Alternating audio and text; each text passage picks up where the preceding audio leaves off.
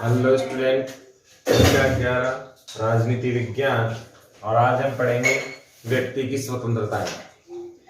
व्यक्ति की स्वतंत्रता की यदि हम बात करें तो स्वतंत्रता आंदोलन से लेकर आज तक हमारे संविधान ने व्यक्तिगत स्वतंत्रता पर बेहद जोर दिया है। यदि हम इसके अतीत में देखें तो सर्वप्रथम अमेरिका के संविधान में बहुत ज्यादा व्यक्तिगत स्वतंत्रता पर जोर दिया गया है। वहां प्रत्येक व्यक्ति की स्वतंत्रता बहुत इंपॉर्टेंट होती है। जैसे अमेरिका के संविधान में या यूं कहें अमेरिका के समाज को उन्मुक्त समाज कहा जाता है। अमेरिका का जो समाज है उसको किसकी संज्ञा दी गई है? उन्मुक्त समाज की संज्ञा दी गई है। अब ये उन्मुक्त समाज क्या है? यहां से हम स्वतंत्रता की दो बातें हम सीख सकते हैं। पहली बात तो ये कि स्वतंत्रता की लिमिट निश्चित होनी चाहिए। दूसरी बात, समाज की स्वतंत्रता और व्यक्ति की स्वतंत्रता क्या है? अलग अलग होनी चाहिए, या एक दूसरे से जुड़ी हुई हो तो बहुत सीमित मात्रा में नहीं, बहुत ज्यादा होनी चाहिए। अमेरिका में एक घटना मैं आपको बताता हूं। 2003 में इन्होंने इराक के साथ संघर्ष किया और बहुत भयंकर यहाँ पर हालात बिगड़े। आप जानते हैं युद्ध में स्थिति खराब होती है, बहुत सारा पैसा लगता है और बहुत सारी ऐसी स्थितियां पैदा होती हैं जिससे देश के बाकी चीजों का कटौती करना होता है। शिक्षा, स्वास्थ्य, रोजगार, सामाजिक डेवलपमेंट, फाइनेंशियल प्रॉब्लम्स, इनका सामना हमें करना पड़ता है। अमेरिका को भी ऐसा करना पड़ा, इसमें कोई डाउट नहीं है कि वो महाशक्ति है, सुपर पावर है, फाइनेंशियली बहुत मजबूत है। लेकिन जब बहुत बड़ा युद्ध अगर लड़ा जाता है तो उसमें सारा पैसा, सारा संसाधन बहुत ज्यादा खर्च हो जाता है, तो कहीं ना कहीं कटौती करनी होती है। तो इन्होंने सामाजिक विकास में क्या कर दी? कटौती की। सामाजिक विकास में क्या की? कटौती की। जैसे ही अमेरिका ने सामाजिक विकास में कटौती करने की सोची, इस समाज ने कहा कि हम हमारा टैक्स देते हैं, आपने युद्ध लड़ा, हमें उससे मतलब नहीं, देश की सुरक्षा आपकी जिम्मेवारी है, आप सामाजिक विकास को नहीं रोक सकते। इसका मतलब इससे हम आइडिया लगा सकते हैं कि अमेरिका के जो नागरिक हैं वास्तव में उनकी आजादी कितनी है, वास्तव में उनके अधिकार कितने इंपॉर्टेंट हैं। वे हर हाल में सरकार पर इतना प्रेशर बना के रखते हैं कि सरकार को हर हाल में उनकी मांगे पूरी करनी पड़ेंगी। यानी कि व्यक्तिगत अधिकार और सामाजिक जो अधिकार हैं, हम मानते हैं वो दोनों अलग अलग हैं। पर्सनल अधिकार आपको ज्यादा नहीं दिए जा सकते, लेकिन सामाजिक अधिकार आपके पास ज्यादा होते हैं। लेकिन सब में क्या होती है? लिमिट होती है। यहां अगर हम देखें तो अमेरिका के नागरिकों के अधिकार सबसे ज्यादा नजर आते हैं। अमेरिका पर अधिकारों पे प्रतिबंध बहुत कम लगाया गया है और बहुत ज्यादा स्वतंत्रता यहाँ पर दी गई है। यही कारण है कि यहाँ आम नागरिक अपने अधिकारों को लेकर बेहद जागरूक है, अवेयर है। इसीलिए अमेरिका के संविधान को क्या कहा गया है? उन्मुक्त समाज कहा गया है। यहाँ बहुत ज्यादा जागरूक समाज रहता है। सरकार ना चाहते हुए भी इनके अधिकारों में कटौती आसानी से नहीं कर सकती है। पहला मामला तो हमारे यहाँ ये समझ में आया कि अमेरिका की यदि हम बात करें तो आम नागरिक के अधिकार यहाँ पर बहुत ज्यादा हैं। दूसरा, इससे पहले हम देखें कि वास्तव में स्वतंत्रता होती क्या है। स्वतंत्रता व्यक्ति की पढ़ें उससे पहले हमें यह समझ में आना चाहिए कि स्वतंत्रता वास्तव में होती क्या है। अंग्रेजी का एक शब्द है लिबर्टी। अंग्रेजी का शब्द क्या है? लिबर्टी। और इसे ही हम क्या कहते हैं? स्वतंत्रता कहते हैं। स्वतंत्रता का वास्तविक शाब्दिक अर्थ है बंधनों का अभाव। क्या है? बंधनों का अभाव। अब इसको हम दो प्रकार से देख सकते हैं। ये अपने समझने के लिए था केवल, अपन इसी की बात करेंगे। अंग्रेजी में स्वतंत्रता को क्या कहा गया है? लिबर्टी। और इसका हिंदी अर्थ क्या होता है? स्वतंत्रता या बंधनों का अभाव। यानी कि जो ब्रेकर्स हैं वो लाइफ में नहीं होने चाहिए। स्वतंत्रता के कितने प्रकार हैं? दो प्रकार हैं, एक नकारात्मक और दूसरा सकारात्मक। पहला कौन सा है? नकारात्मक। और दूसरा कौन सा है? सकारात्मक। ये दो प्रकार की स्वतंत्रता हम देखते हैं। बस ये भी जानना बहुत जरूरी है कि स्वतंत्रता के प्रकार आपके कौन कौन से हैं। पहला कौन सा है नकारात्मक, दूसरा कौन सा है सकारात्मक। अब पहले हम बात कर लेते हैं नकारात्मक स्वतंत्रता की। ऐसी स्वतंत्रता जिस पर किसी प्रकार की कोई लिमिट ना हो, किसी प्रकार की कोई सीमा ना हो, क्या कहलाता है? नकारात्मक स्वतंत्रता कहलाता है। नेगेटिव लिबर्टी कहलाती है। ये जंगल में पाई जाती है, जानवरों में पाई जाती है, और ये जंगल के अलावा कहीं पॉसिबल भी नहीं हो सकती। नकारात्मक स्वतंत्रता असीमित स्वतंत्रता की बात भी है। क्या है? असीमित स्वतंत्रता को भी हम क्या कहते हैं? नकारात्मक स्वतंत्रता कहते हैं। यानी कि ऐसी व्यवस्था जिस पर किसी भी प्रकार की कोई रोक ना हो, क्या कहलाता है? नकारात्मक स्वतंत्रता कहलाता है। सकारात्मक स्वतंत्रता ऐसी स्वतंत्रता जिसको सशर्त दिया जा सके, जैसे आपकी जो राइट्स हैं वो आपकी ड्यूटीज के साथ कनेक्टेड हैं। Without rights, without duty no rights, यानी कि बिना कर्तव्य के आपको अधिकार नहीं मिल सकते। वो तो एक अलग बात है कि आप कर्तव्य नहीं करते तब भी आपको राइट्स छीने नहीं जा सकते, लेकिन अगर आप समाज के प्रति सकारात्मक हैं, समाज के नियम मानेंगे तो ही आपको स्वतंत्रता मिल सकती है, अदरवाइज नहीं। असीमित स्वतंत्रता हमारे समाज में संभव नहीं है। जैसे समाज के रूल रेगुलेशन आपको मानने हैं, समाज में आपको कपड़े शालीनता से पहनने हैं, भाषा शैली के नियम है, सड़क पर चलने के नियम है, हमारे कानून व्यवस्था है, संविधान की व्यवस्था है, ये सारे के सारी व्यवस्थाएं कौन सी में आती हैं? सकारात्मक स्वतंत्रता में आती हैं। हम बात कर चुके हैं नकारात्मक और सकारात्मक स्वतंत्रता की। वास्तव में हमारे समाज में और जो संविधान ने हमें दी है वो क्या दी है? सकारात्मक स्वतंत्रता ही दी है। आप जानते हैं समाज में कपड़े पहनने के नियम हैं, जैसे स्कूल में आपकी आजादी है, आप पानी पी सकते हैं, बाहर जा सकते हैं, आपके लिए गेम्स की व्यवस्था है, असेंबली की व्यवस्था है, पढ़ाई की व्यवस्था है, क्वेश्चन पूछने की व्यवस्था है, सारा सिस्टम एक डेवलप किया गया है, पूरा एक स्ट्रक्चर है, एक पूरा एक प्रारूप है। इसका मतलब ये कतई नहीं है कि आप क्लास में से चलते हुए बिना परमिशन के ही उठ के चले जाएं बिना आपातकाल के। तो कहीं ना कहीं जो सामाजिक प्रतिबंधन की एक व्यवस्था बनाई गई है उसको हम क्या कहते हैं? सकारात्मक स्वतंत्रता कहते हैं। इसमें हम आगे देखें तो पहला बिंदु है 19वीं सदी में राजा राम मोहन राय ने प्रेस की स्वतंत्रता की वकालत की। अब ये प्रेस की स्वतंत्रता का अर्थ क्या है? प्रेस का अर्थ है मीडिया, न्यूज चैनल्स। आप जानते हैं उस जमाने में न्यूज चैनल्स तो थे नहीं, प्रिंटिंग मीडिया था, यानी कि जो पेपर छपते थे, अखबार जो छपते थे उसे हम क्या कहते थे? प्रेस कहते थे। और प्रेस की स्वतंत्रता पर रोक लगाने का कार्य किसने किया था? अंग्रेजी सरकार ने किया था। अंग्रेजी सरकार का मानना था कि यदि हम प्रेस की स्वतंत्रता पर क्या लगा देते हैं? रोक लगा देते हैं, तो इसका फायदा किसको मिलेगा? अंग्रेजों को मिलेगा।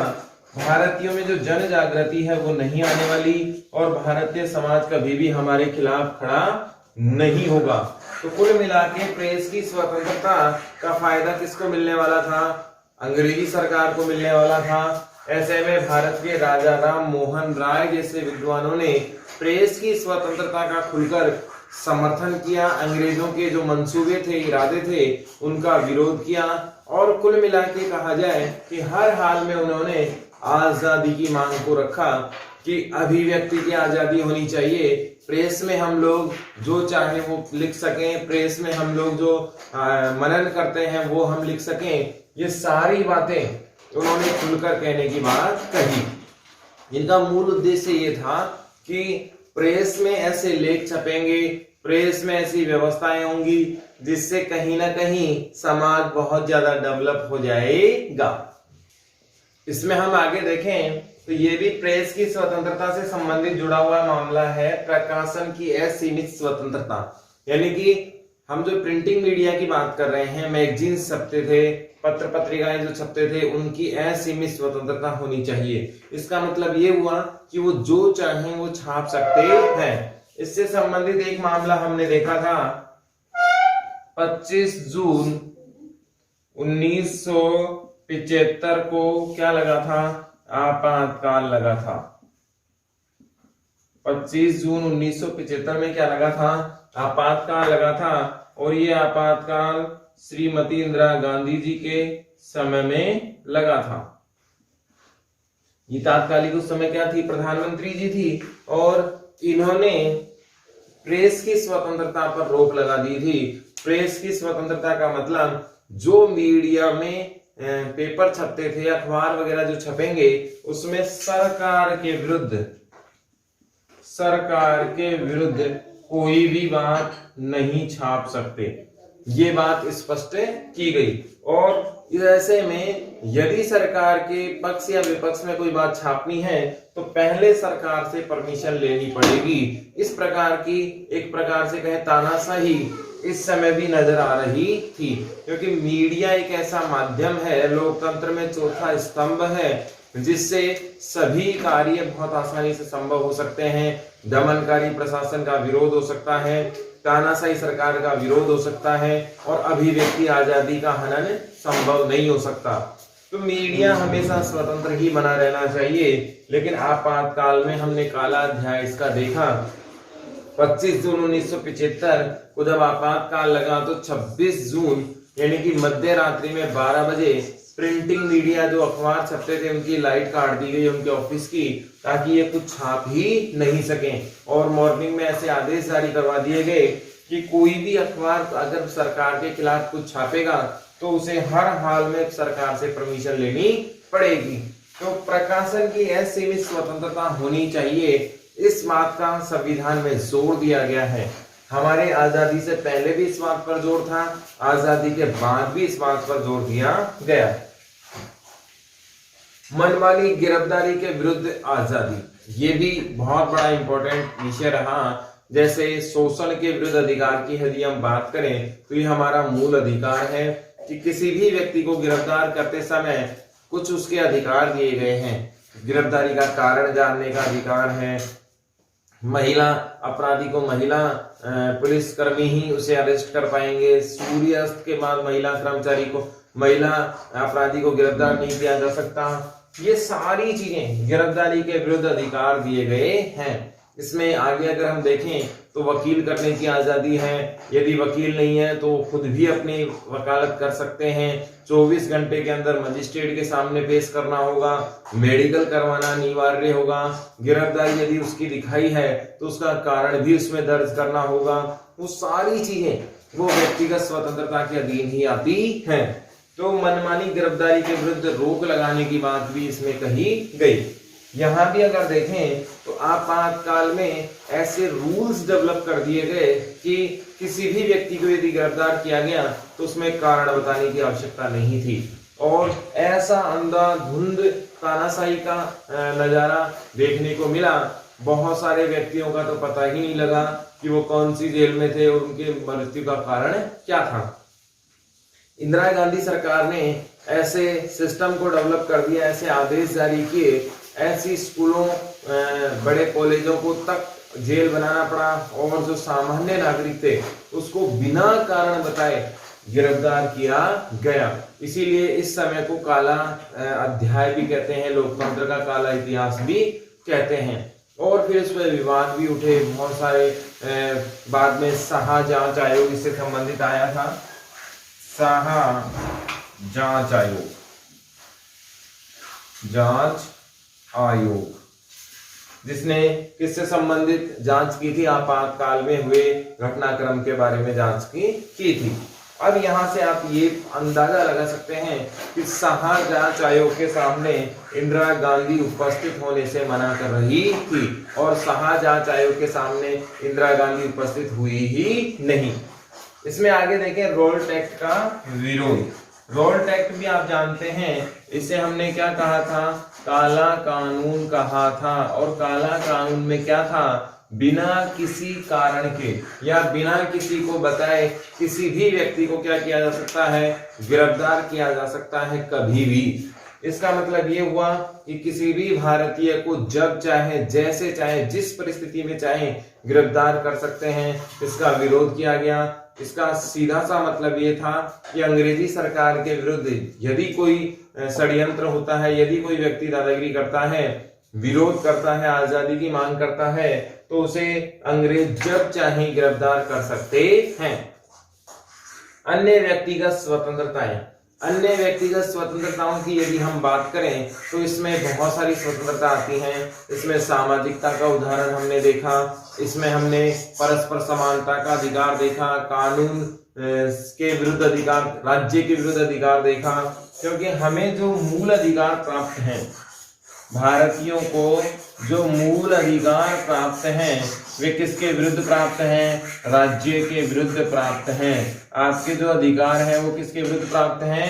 राज्य के विरुद्ध प्राप्त हैं। ऐसे में व्यक्तिगत जो स्वतंत्रता है वो बहुत इंपॉर्टेंट हो जाती है और आपके जो अधिकार हैं वो राज्य के विरुद्ध हैं। सरकार चाहकर भी आपको किसी प्रकार का कोई नुकसान नहीं पहुंचा सकती, सरकार तानाशाही नहीं कर सकती, क्योंकि आपको बहुत सारे प्रकार की स्वतंत्रताएं राज्य के विरुद्ध दे दी गई हैं। इसमें देखें आजादी आंदोलन प्रस्तावों और मूल अधिकारों में, आजादी के जो आंदोलन थे उसमें भी व्यक्तिगत स्वतंत्रता की बात की गई। जब 1920 का जो अधिवेशन था कांग्रेस का, उसमें स्पष्ट कहा गया था कि हम लिबर्टी स्वतंत्रता पर बहुत ज्यादा जोर देने वाले हैं, व्यक्तिगत और सामाजिक स्वतंत्रता हमारे लिए इंपॉर्टेंट है। देश की स्वतंत्रता के लिए तो हम संघर्ष कर ही रहे थे, लेकिन इसमें सबसे इंपॉर्टेंट क्या था कि हम आजादी के आंदोलन से ही समाज की स्वतंत्रता के साथ साथ देश व्यक्तिगत स्वतंत्रता की बात करने लग गए थे। उद्देश्य प्रस्ताव हो, चाहे मूल अधिकार हो और चाहे बाकी संविधान के प्रस्ताव हो, पूरे संविधान में कहीं कोई ऐसा प्रतिबंध नजर नहीं आता जिससे व्यक्ति की स्वतंत्रता को बाध्यता किया गया हो। व्यक्ति सामान्य होना चाहिए, अपराधी नहीं होना चाहिए और सिस्टम के विरुद्ध जाने वाला नहीं होना चाहिए, समाज का एक सभ्य नागरिक होना चाहिए, तो उसको स्वतंत्रता दी जाएगी। भारत के संविधान सभा के बनने से पहले आजादी के आंदोलन या उसके बाद का इतिहास अगर हम देखें तो व्यक्तिगत स्वतंत्रता पर जोर दिया गया है। जबरदस्त तरीके से भारत के संविधान के हर पहलू में कहीं भी कोई ऐसा प्रावधान नजर नहीं आता जिससे सामान्य व्यक्ति की स्वतंत्रता पर रोक लगाने का प्रयास किया गया हो। सवाल क्या बनेगा हमारे यहाँ, भारत के संविधान में व्यक्तिगत स्वतंत्रता को स्पष्ट कीजिए। एक सवाल। दूसरा, व्यक्तिगत स्वतंत्रता को स्पष्ट कीजिए। इसको हम ऐसे भी कर सकते हैं, स्वतंत्रता का अर्थ स्पष्ट कीजिए। तो स्वतंत्रता अंग्रेजी में लिबर्टी है, उसका शाब्दिक अर्थ है बंधनों का अभाव, जो आपकी सिलेबस में नहीं दिया गया है, आपको ये याद रखना है वैसे ही ओरली। वास्तव में क्या है कि जो सीमाएं हैं, जो परिबंध है या यूं कहें आपके जो बॉर्डर है जीवन में, वो पॉजिटिवनेस लेके आते हैं। यदि आपको चिल्लाने की आजादी दे दी जाए तो आप रात को भी चिल्ला सकते हैं, तो पड़ोसी की नींद डिस्टर्ब हो सकती है। तो आपके जो राइट्स हैं वो दूसरे के लिए क्या बन जाएंगे, परेशानी का कारण बन जाएंगे। इसीलिए उन राइट्स के साथ सीमाएं निर्धारित की गई हैं। तीसरा सवाल यहां से क्या बनेगा, व्यक्तिगत स्वतंत्रता के लिए कौन कौन से प्रावधान संविधान में किए गए हैं। तो कुछ की बात तो हमने यहां कर ली, कुछ की बात हम जब लिबर्टी नेक्स्ट ईयर चैप्टर पढ़ेंगे उसमें करेंगे डिटेल से। इसमें एक एक चीज हमने देख ली। यहां से सवाल बनेगा, प्रेस की स्वतंत्रता का अर्थ क्या है। तो प्रेस की स्वतंत्रता का अर्थ है जो मीडिया है, लोकतंत्र का चौथा स्तंभ जिसे कहते हैं, उसकी आजादी पर अगर रोक लगाई जाए तो प्रेस की स्वतंत्रता पर रोक कहलाएगी। प्रकाशन की है सीमित स्वतंत्रता, यानी कि जो चाहे समाज से संबंधित हम बात छाप सकते हैं, उसकी आजादी मिलनी चाहिए। मनमानी गिरफ्तारी, यानी कि किसी भी व्यक्ति को मनमानी तरीके से गिरफ्तार नहीं किया जा सकता है। रॉल्ट एक्ट हम जानते हैं, काला कानून था, किसी भी व्यक्ति को बिना कारण कभी भी गिरफ्तार किया जा सकता है। और इसमें और बाकी की स्वतंत्रताएं हमारे संविधान में दी गई हैं। आपको कार्य करने की स्वतंत्रता है, शिक्षा की स्वतंत्रता है, रहने की स्वतंत्रता है, आने जाने की स्वतंत्रता है। भारत सरकार के द्वारा प्रतिबंधित क्षेत्रों को छोड़कर पूरे देश में आप कहीं भी आ जा सकते हैं। आपको धर्म अपनाने की स्वतंत्रता है, उसके अनुयायी बनने की स्वतंत्रता है, उसका अनुकरण करने की स्वतंत्रता है। आपको भाषा चुनने की स्वतंत्रता है, आपको सभ्यता संस्कृति चुनने की स्वतंत्रता है, आप विदेश से जाकर कोई डिग्री भी प्राप्त कर सकते हैं, कोई अवार्ड भी ले सकते हैं। शर्त यह है कि राष्ट्रपति की उसमें परमिशन होनी चाहिए। तो बहुत प्रकार की स्वतंत्रताएं आपको भारत में प्रदान की गई हैं। जैसे एक आजाद और विकसित समाज में दी जाती हैं, वो सारी चीजें भारत के संविधान में भी आपको प्रदान की गई हैं।